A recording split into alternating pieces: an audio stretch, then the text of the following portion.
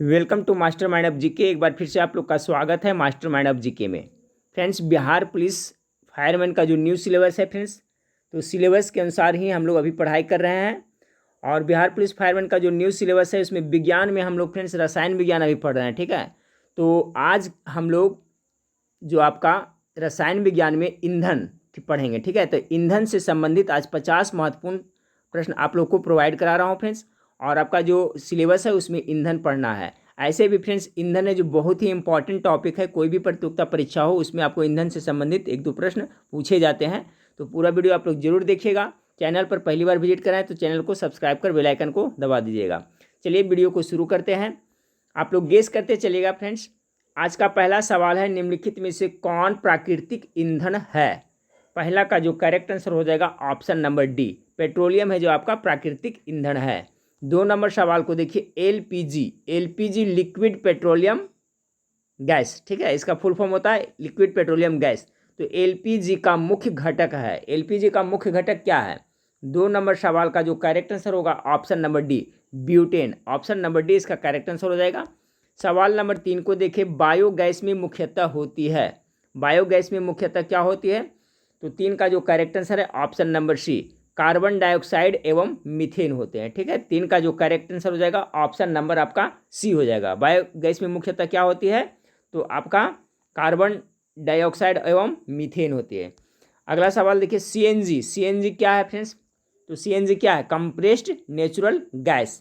Option number A इसका correct answer होगा। CNG का फुल फॉर्म एक तरह से यही होता है फ्रेंड्स, फुल फॉर्म ही है सीएनजी।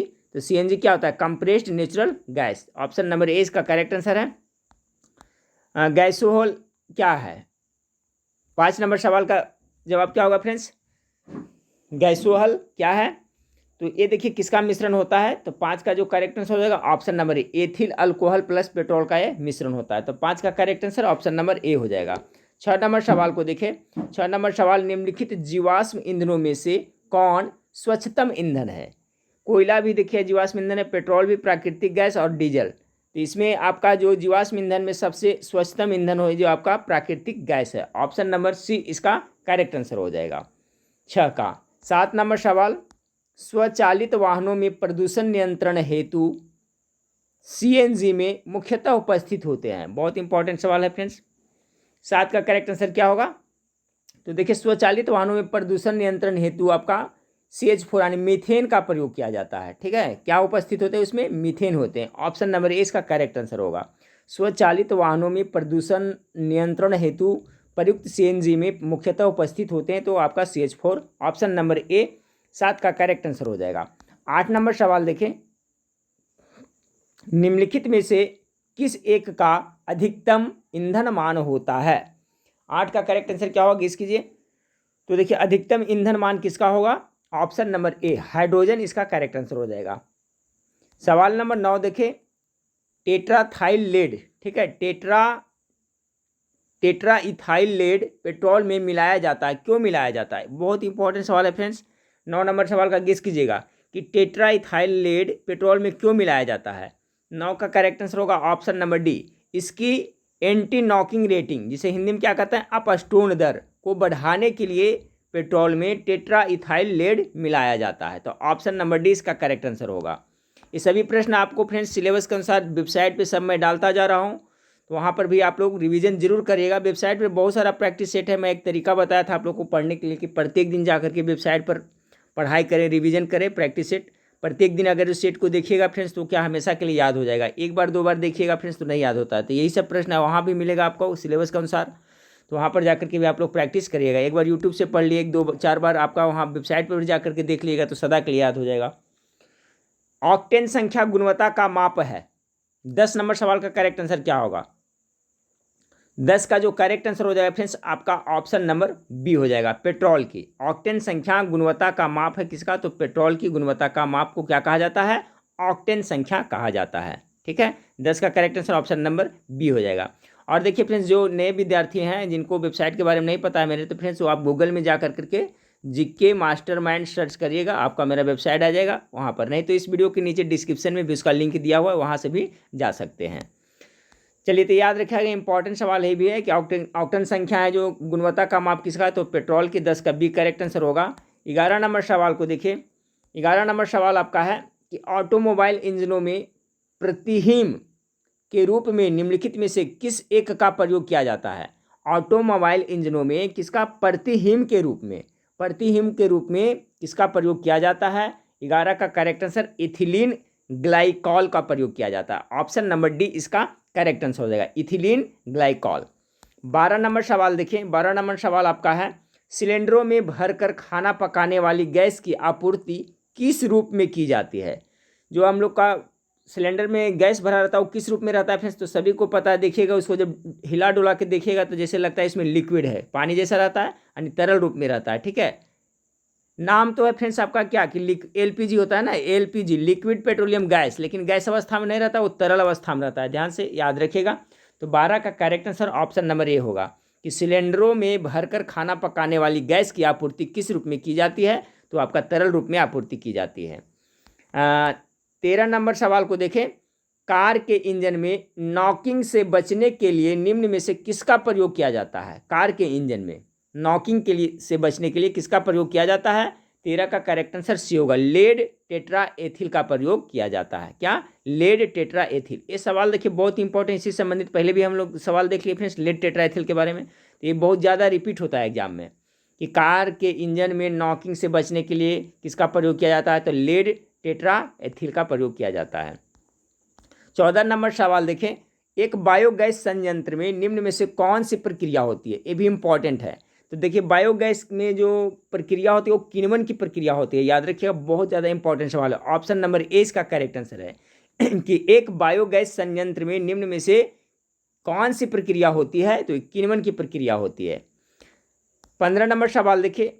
भारी वाहनों में डीजल का प्रयोग किया जाता है। ये सवाल देखिए एग्जाम में बहुत बार रिपीट हुआ है। तो 15 का करेक्ट आंसर क्या होगा कि भारी जितने भी वाहन है, ट्रक हो गए, बस हो गए, ठीक है फ्रेंड्स, उसमें आपका डीजल का ही प्रयोग किया जाता है।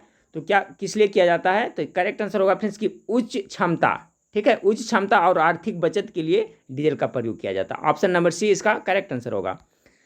16 नंबर सवाल को देखें। मीथेन के जलने पर क्या होता है। चलिए गेस कीजिए 16 का करेक्ट आंसर क्या होगा। तो देखिए मीथेन जब जलता है तो कार्बन डाइऑक्साइड एवं पानी निकलता है मीथेन के जलने पर। तो 16 नंबर सवाल का जो आपका करेक्ट आंसर हो जाएगा ऑप्शन नंबर डी हो जाएगा। ठीक है, मीथेन के जलने पर क्या होता है, तो कार्बन डाइऑक्साइड एवं पानी निकलता है। आपने 17 नंबर सवाल देखिए। 17 नंबर सवाल, ईंधन के कैलोरी मान की इकाई क्या है। 17 का करेक्ट आंसर हो जाएगा फ्रेंड्स किलो जूल प्रति केजी, यानी ऑप्शन नंबर बी इसका करेक्ट आंसर होगा। ईंधन के कैलोरी मान की इकाई क्या है, तो ऑप्शन नंबर बी इसका करेक्ट आंसर होगा। याद रखिएगा। चलिए सवाल नंबर 18 को देखें। निम्नलिखित में से किसे मार्स गैस भी कहा जाता है, तो मार्स गैस किसे कहा जाता है, मीथेन को मार्स गैस भी कहा जाता है। ऑप्शन नंबर डी इसका करेक्ट आंसर होगा। चलिए इस चैप्टर ईंधन चैप्टर से जो भी महत्वपूर्ण प्रश्न बनते थे फ्रेंड्स सभी को इसमें शामिल किया है। काफ़ी मेहनत करी पड़ी है क्वेश्चन टाइप करने में, तो आप लोग वीडियो को लाइक जरूर करिएगा। ठीक है, 19 नंबर सवाल देखिए। पेट्रोल के साथ कारों में ईंधन के रूप में निम्नलिखित में से किसका उपयोग किया जाता है।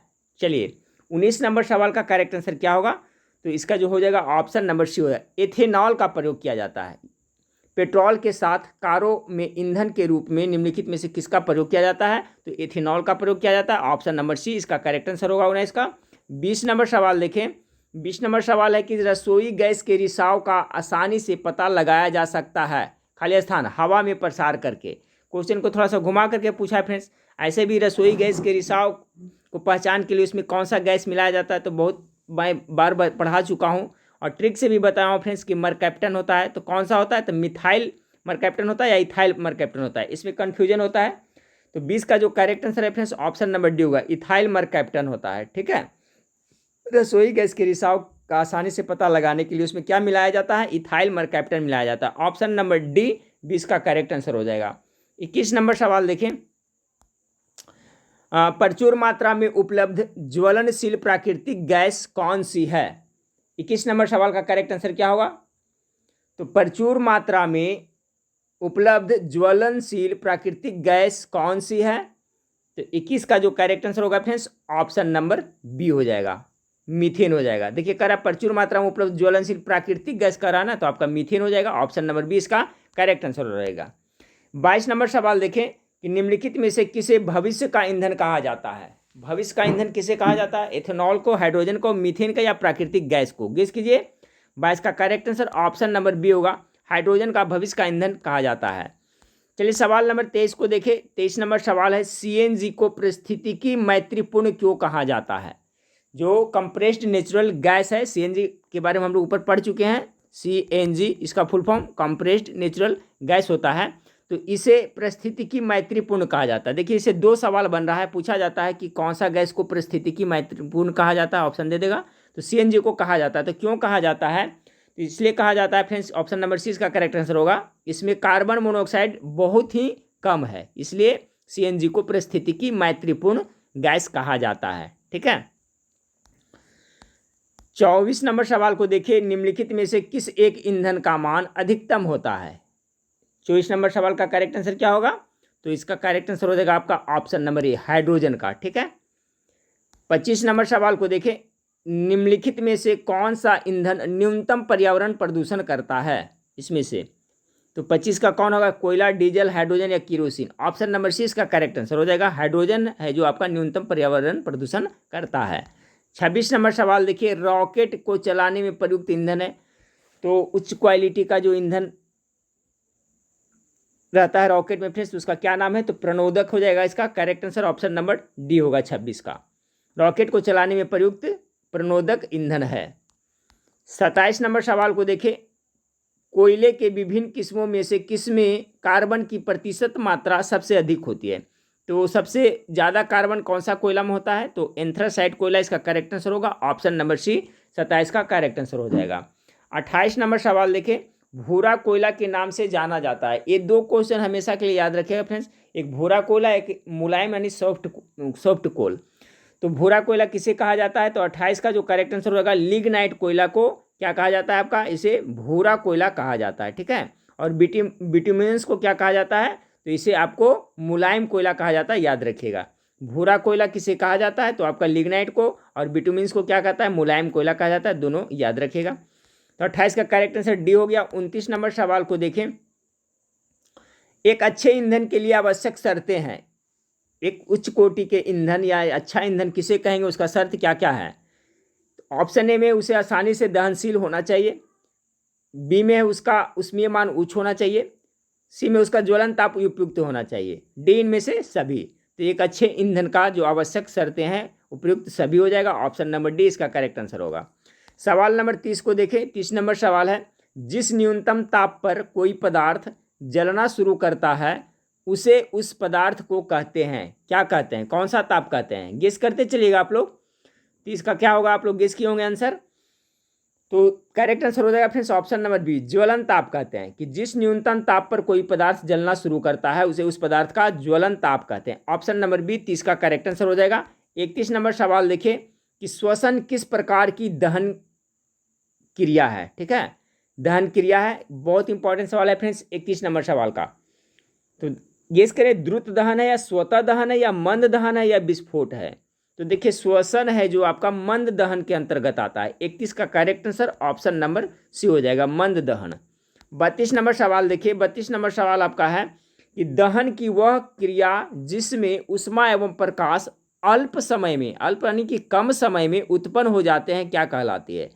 तो देखिए इसे क्या कहेंगे हम लोग? द्रुत दहन कहेंगे, ऑप्शन नंबर ए 32 का करेक्ट आंसर हो जाएगा। दहन की वह क्रिया जिसमें ऊष्मा एवं प्रकाश अल्प समय में, कम समय में उत्पन्न हो जाते हैं, तो उसे द्रुत दहन के कहेंगे। ठीक है, तो ऑप्शन नंबर ए 32 का करेक्ट आंसर होगा। 33 नंबर सवाल देखें। 33 नंबर सवाल है, अग्निशमन यंत्रों में भरा सोडियम बाइकार्बोनेट घोल किस से क्रिया करके कार्बन डाइऑक्साइड बनाता है? एक क्वेश्चन बहुत ज़्यादा इंपॉर्टेंट है फ्रेंड्स, क्योंकि अग्निशमन, बिहार पुलिस फायरमैन से संबंधित इस टाइप का प्रश्न जरूर 100% पूछा जाएगा, तो याद कर लीजिएगा। अग्निशमन यंत्रों में भरा सोडियम बाइकार्बोनेट घोल किस से क्रिया करके कार्बन डाइऑक्साइड बनाता है? 33 नंबर सवाल का करेक्ट आंसर ऑप्शन नंबर भी होगा, गंधका अम्ल से। ठीक है, गंधका अम्ल से मिलकर करके कार्बन डाइऑक्साइड बनाता है। तो ये सब प्रश्न जरूर याद रखें।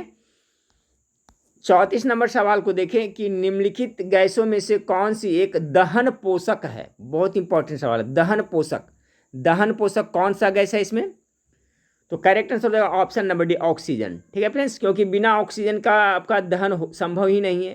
ठीक है, ऑक्सीजन रहेगा तभी ना कोई भी चीज़ जलता है। कब जलता है? ऑक्सीजन का उपस्थिति में ही जलता है। बिना ऑक्सीजन के तो कोई चीज़ जल नहीं सकता है, इसलिए ऑक्सीजन को दहन पोषक कहा जाता है। तो ऑप्शन नंबर डी इसका करेक्ट आंसर होगा। 35 नंबर सवाल देखें कि अग्निशमन यंत्र में बोतल में रखे सांद्र सल्फ्यूरिक अम्ल के साथ निम्नलिखित में से किसका सांद्र विलयन रखा जाता है। टॉप मोस्ट वीवीआई सवाल है। मैं बता चुका हूँ पहले फ्रेंड्स कि जो भी अग्निशमन यंत्र से संबंधित प्रश्न आएगा उसको आप लोग जरूर याद रखिएगा, इंपॉर्टेंट है, पूछा जा सकता है। तो 35 नंबर सवाल का करेक्ट आंसर क्या होगा? 35 नंबर सवाल पुनः एक बार देख लें कि अग्निशमन यंत्र में बोतल में रखे सांद्र सल्फ्यूरिक अम्ल के साथ निम्नलिखित में से किसका सांद्र विलयन रखा जाता है। तो 35 का करेक्ट आंसर हो जाएगा फिर सोडियम बाइकार्बोनेट का। 35 का correct answer option number C हो जाएगा, सोडियम बाइकार्बोनेट का। चलिए 36 नंबर सवाल को देखें। साधारण अग्निशमक यंत्र में CO2 यानी कार्बन डाइऑक्साइड निम्नलिखित के प्रतिक्रिया से उत्पन्न होता है। साधारण अग्निशमक जो जनरल आपका अग्निशमक यंत्र होता है फिर उसमें क्या कार्बन डाइऑक्साइड ही भरा रहता है ना। तो कह रहा है कि साधारण अग्निशमक यंत्र में CO2 यानी कार्बन डाइऑक्साइड निम्नलिखित के प्रतिक्रिया से उत्पन्न होता है। किसके प्रतिक्रिया से उत्पन्न होता है? तो 36 का जो करेक्ट आंसर हो जाएगा option number C, sodium bicarbonate एवं तनु गंधका अम्ल की प्रतिक्रिया से होता है उत्पन्न। ठीक है, बहुत इंपॉर्टेंट, ये भी याद रखिएगा। 36 का correct answer option number C हो जाएगा। 37 नंबर सवाल देखिए, अग्निशमन में कौन सी गैस प्रयुक्त होती है। एक क्वेश्चन आ गया अभी बताया। तो मुख्य रूप से क्या होता है? कार्बन डाइऑक्साइड होता है ना। ऑप्शन नंबर बी 37 का करेक्ट आंसर होगा, क्योंकि फ्रेंड्स देखिए ऑक्सीजन है जो आग जलाता है और कार्बन डाइऑक्साइड क्या करता है? बुझाता है। तो ऑप्शन नंबर बी इसका करेक्ट आंसर होगा 37 का। 38 नंबर सवाल को देखें, निम्नलिखित में से कौन ईंधन तत्व नहीं है। ईंधन तत्व कौन नहीं है? तो यूरेनियम तो आपका है, थोरियम आपका है, इरिडियम ये भी है, हीलियम आपका है जो ईंधन तत्व नहीं है, इसलिए option number D correct answer हो जाएगा। 39 नंबर सवाल देखिए कि निम्नलिखित में से कौन जीवाश्म ईंधन नहीं है। चलिए फटाफट गेस कीजिए फ्रेंड्स, राइट आंसर क्या होगा? 39 का करेक्ट आंसर हो जाएगा आपका ऑप्शन नंबर सी, नाइट्रोजन है जो आपका जीवाश्म ईंधन के अंतर्गत नहीं आता। बाकी कोयला, पेट्रोलियम और जल गैस सभी है जो आपका आता है जीवाश्म ईंधन के अंतर्गत। चलिए सवाल नंबर 40 को देखिए, इंपॉर्टेंट है। प्रोड्यूसर गैस किसका मिश्रण है? प्रोड्यूसर गैस किसका मिश्रण है? ये कार्बन मोनोऑक्साइड और किसका है फ्रेंड्स? नाइट्रोजन का मिश्रण है। इसलिए 40 नंबर सवाल का करेक्ट आंसर क्या हो जाएगा? कार्बन मोनोऑक्साइड का संकेत क्या होता है? CO हो गया, और नाइट्रोजन का क्या हो गया? N2 हो गया, यानी ऑप्शन नंबर ए इसका करेक्ट आंसर हो जाएगा 40 का। प्रोड्यूसर गैस याद रखिएगा, इंपॉर्टेंट है, पूछा जाता है एग्जाम में बार बार ये। तो ऑप्शन नंबर ए 40 का करेक्ट आंसर हो गया। 40 और आपका हो गया 41 नंबर सवाल देखिए, ये भी इंपॉर्टेंट है कि निम्न में से किसका प्रयोग रॉकेट में ईंधन के रूप में किया जाता है। ठीक है, तो जो आपका प्रणोदक हम लोग देखे थे फ्रेंड्स कि जो क्या कहते हैं उसको कहा जाता है प्रणोदक, लेकिन प्रणोदक क्या होता है? तो 41 नंबर सवाल का करेक्ट आंसर होगा ऑप्शन नंबर डी, उसमें द्रव हाइड्रोजन और द्रव ऑक्सीजन होता है। ध्यान से याद रखिएगा, निम्न में से किसका प्रयोग रॉकेटों में ईंधन के रूप में किया जाता है? तो द्रव हाइड्रोजन और द्रव ऑक्सीजन का प्रयोग किया जाता है। बहुत इंपॉर्टेंट सवाल, ऑप्शन नंबर डी इसका करेक्ट आंसर हो जाएगा। 42 नंबर, पटाखे का विस्फोट उदाहरण है, किसका उदाहरण है? पटाखे का जो विस्फोट है वो किसका उदाहरण है? वाष्पन का, दहन का, वर्षण का, अपघटन का। तो क्या होगा इसका? दहन का ना, उसमें दहन होता है तभी तो विस्फोट होता है। तो 42 का correct answer option number B होगा। पटाखे का जो विस्फोट होता है वो दहन का उदाहरण है। बहुत इंपॉर्टेंट है, ये भी याद रखें। 43 नंबर सवाल को देखें,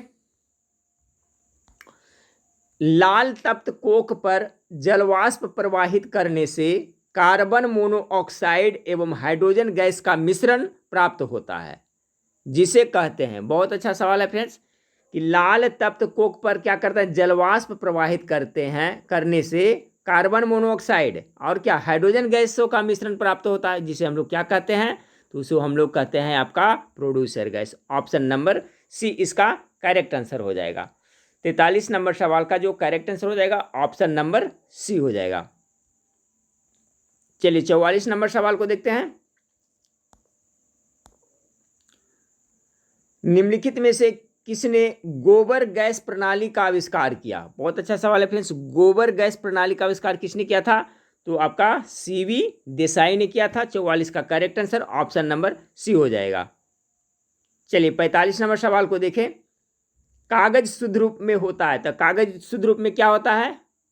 वसा होता है, विटामिन होता है या सेलुलोज होता है? ऑप्शन नंबर सी इसका करेक्ट आंसर होगा, सेलुलोज होता है। 46 नंबर, निम्न में से कौन सा पेट्रोलियम परिष्करण प्रतिफल नहीं है? पेट्रोलियम परिष्करण प्रतिफल कौन नहीं है?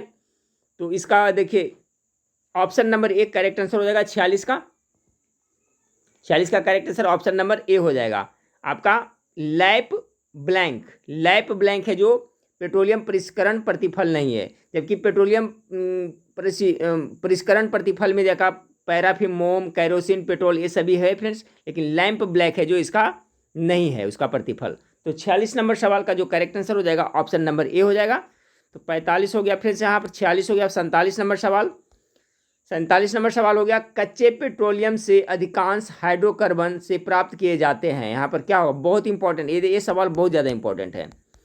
कच्चे पेट्रोलियम से अधिकांश हाइड्रोकार्बन प्रभाजी आसवन से प्राप्त किए जाते हैं। ठीक है, कौन सा विधि इसमें होता है? तो प्रभाजी आसवन, यानी 47 का correct answer option number D हो जाएगा। कच्चे पेट्रोलियम से अधिकांश हाइड्रोकार्बन प्रभाजी आसवन से प्राप्त किए जाते हैं। 48 नंबर सवाल को देखें। पेट्रोलियम में मुख्यतः होते हैं, पेट्रोलियम में मुख्य रूप से क्या होते हैं? तो 48 का correct answer option number B होगा, एलिफैटिक हाइड्रोकार्बन होते हैं। पेट्रोलियम में मुख्य रूप से क्या होते हैं? तो एलिफैटिक हाइड्रोकार्बन होते हैं। देखिए इसमें जो भी सवाल था फ्रेंड्स बहुत ज़्यादा इंपॉर्टेंट था सभी प्रतियोगिता परीक्षा के लिए, तो सभी को जरूर आप लोग याद रखिएगा। और फ्रेंड्स वेबसाइट पर मैं डाल दूंगा कल तक के, तो वहाँ पर भी जाकर रिवीजन करते रहिएगा। तो पेट्रोलियम में मुख्यतः क्या होते हैं? तो एलिफैटिक हाइड्रोकार्बन होते हैं। चलिए 49 नंबर सवाल देखें। संश्लेषित पेट्रोल के उत्पादन की बर्गियस में होता है। ठीक है, बर्गियस में क्या होता है? तो इसमें होता है कोयले का हाइड्रोजनीकरण होता है। ऑप्शन नंबर 20 का करेक्ट आंसर होगा फ्रेंड्स। बहुत ज़्यादा इंपॉर्टेंट सवाल है, पूछा हुआ है आपका ये सवाल रेलवे में पूछा हुआ है फ्रेंड्स। संश्लेषित पेट्रोल के उत्पादन की बर्गियस में होता है, क्या होता है? तो कोयले का हाइड्रोजनीकरण होता है। ऑप्शन नंबर बी 49 का करेक्ट आंसर होगा। 50 नंबर सवाल को देखें। फिशर ट्रॉप्स प्रक्रम, बहुत ज़्यादा इंपॉर्टेंट सवाल है फ्रेंड्स, सभी सवाल इसका इंपॉर्टेंट है। फिशर ट्रॉप्स प्रक्रम निम्न के उत्पादन के लिए प्रयुक्त किया जाता है। तो 50 का करेक्ट आंसर हो जाएगा ऑप्शन नंबर संश्लेषित पेट्रोल। संश्लेषित पेट्रोल के लिए किया जाता है। ठीक है, तो याद रखिए प्रक्रम कौन सा है? तो फिशर ट्रॉप्स प्रक्रम है जो संश्लेषित पेट्रोल के लिए प्रयुक्त किया जाता है। 50 का ए हो जाएगा करेक्ट आंसर। चलिए फ्रेंड्स इस वीडियो का लास्ट सवाल को देखते हैं कि भारत में कोयला का कौन सा प्रकार सर्वाधिक पाया जाता है? चलिए बताइए, गेस कीजिए फ्रेंड्स इसका राइट आंसर क्या होगा। और इसका जवाब मैं नहीं बताऊंगा फ्रेंड्स, आप लोग हमें कमेंट करके बताइएगा। ठीक है, भारत में कोयला का कौन सा प्रकार सर्वाधिक पाया जाता है आप लोग कमेंट करके जरूर बताइएगा। ऑप्शन ए में पीट कोयला है, बी में लिग्नाइट कोयला है, सी में बिटुमिन्स कोयला है और एंथ्रासाइट, डी में एंथ्रासाइट कोयला है। ठीक है, आप लोग कमेंट करके बताइएगा, मैं उसका रिप्लाई जरूर दूंगा। ठीक है फ्रेंड्स, सही रहेगा तो यस कहूँगा फ्रेंड, नहीं तो फिर उसका जवाब भी मैं बताऊँगा। तो भारत में कोयले का कौन सा प्रकार सर्वाधिक पाया जाता है, इसका करेक्ट आंसर क्या होगा? आप हमें कमेंट करके जरूर बताइएगा। ठीक फ्रेंड्स, तो अभी वेबसाइट पे काम चालू है, वेबसाइट पे आप लोग अभी अच्छा ट्रैफिक है फ्रेंड्स, आप जाकर के आप लोग बहुत सारे स्टूडेंट पढ़ रहे हैं, आप लोग भी जाकर जरूर पढ़िएगा। प्रत्येक दिन जाकर के 10-15 मिनट भी देखिएगा फ्रेंड्स, तो आपका 2-4 प्रैक्टिस सेट आराम से देख सकते हैं। और उसमें पढ़ने में आप लोग को मज़ा भी आता हो, क्योंकि आंसर आप इसमें छुपाया हुआ रहता है। जब आंसर छुपाया रहता है तो क्या होता है फ्रेंड्स, दिमाग पे जोर पड़ता है और पता चलता है कि आप जो पढ़ते हैं वो आपको याद है या नहीं है। इसलिए इस पर काफ़ी मेहनत लगती है प्लगइन्स लगाने में, फिर भी उसमें मैं लगाता हूँ प्लगइन्स फ्रेंड्स। ठीक है, एक पोस्ट को लिखने में कम से कम फ्रेंड्स आपका 3 से 4 घंटा का समय चला जाता है पूरा सेटअप करने में। और आप लोग को फ्री ऑफ कॉस्ट वहाँ पर है, तो वहाँ पर जाकर आप लोग पढ़ाई करें। अब जैसे कि देखिए 10-10 आपका 50-50 प्रश्नों का प्रैक्टिस सेट ये सब डाला वहाँ रहता है, तो वहाँ पर रिवीजन करिएगा। एक सेट का 3 से 4-5 बार देखिएगा फ्रेंड्स, लगातार देखते रहिएगा, तो आपका हर एक क्वेश्चन है जो आपका मुँह जुबानी याद हो जाएगा। ठीक है, तो चलिए फ्रेंड्स नेक्स्ट वीडियो में फिर मिलते हैं। देखने के लिए थैंक यू, धन्यवाद।